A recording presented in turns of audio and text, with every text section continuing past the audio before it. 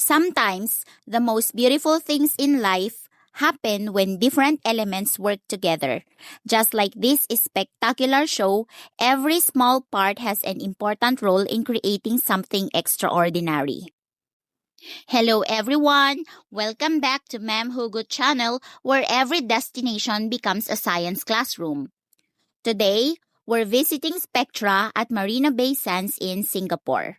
Before we begin, I'd like to mention that the footage you're about to watch was personally recorded during my visit to Marina Bay Sands. This video is an independent educational lesson created to explain the science behind the spectacular light and water show. SPECTRA and Marina Bay Sands are the property of their respective owners. Now, let's begin our science adventure. Every evening, SPECTRA comes alive with colorful lights, dancing fountains, laser beams, and stunning visual effects. At first glance, it looks like magic. But have you ever wondered, how does this amazing show work? How can water, light, and technology create such a breathtaking experience? Let's discover the science behind it. Everything we see begins with light. Light is a form of electromagnetic energy that travels in waves. Without light, we would not be able to see colors, objects, or even each other.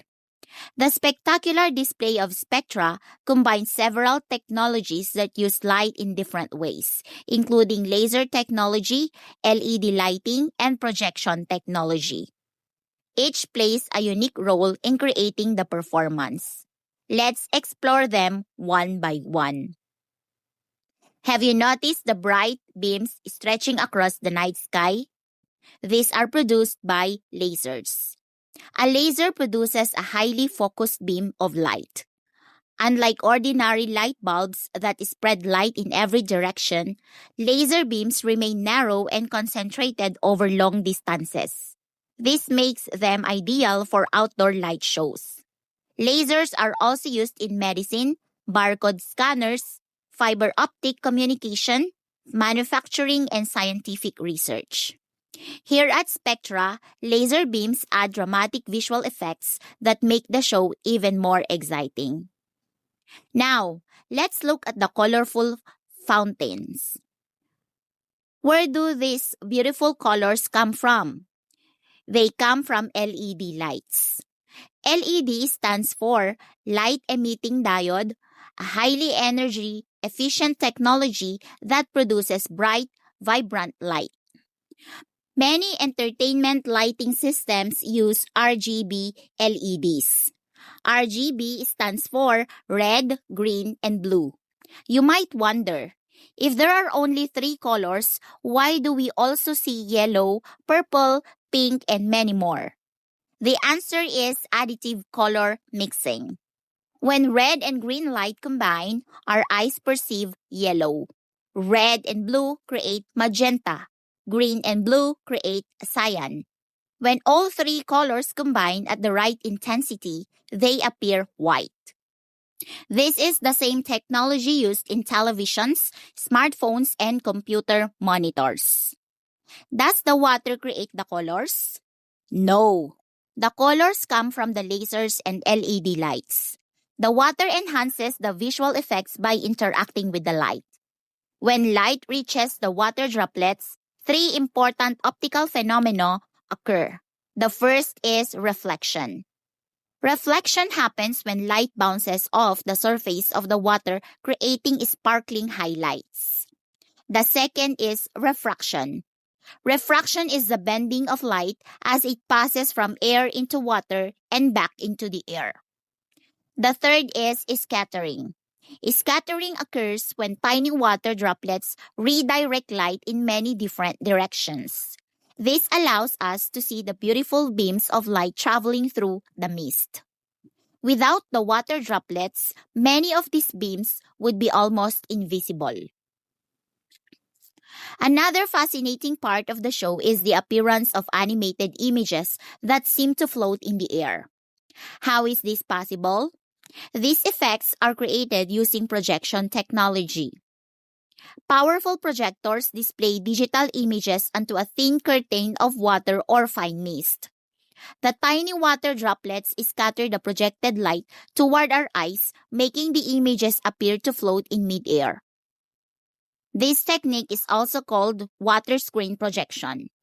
It combines optics, engineering, and digital technology to create an immersive visual experience. Everything you see is carefully synchronized. Computers control the movement of each fountain, the height of every water jet, the timing of the laser beams, the colors of the LED lights, the projected animations, and the music. Engineers and programmers work together to ensure every effect happens at exactly the right moment. Spectra is an excellent example of STEAM.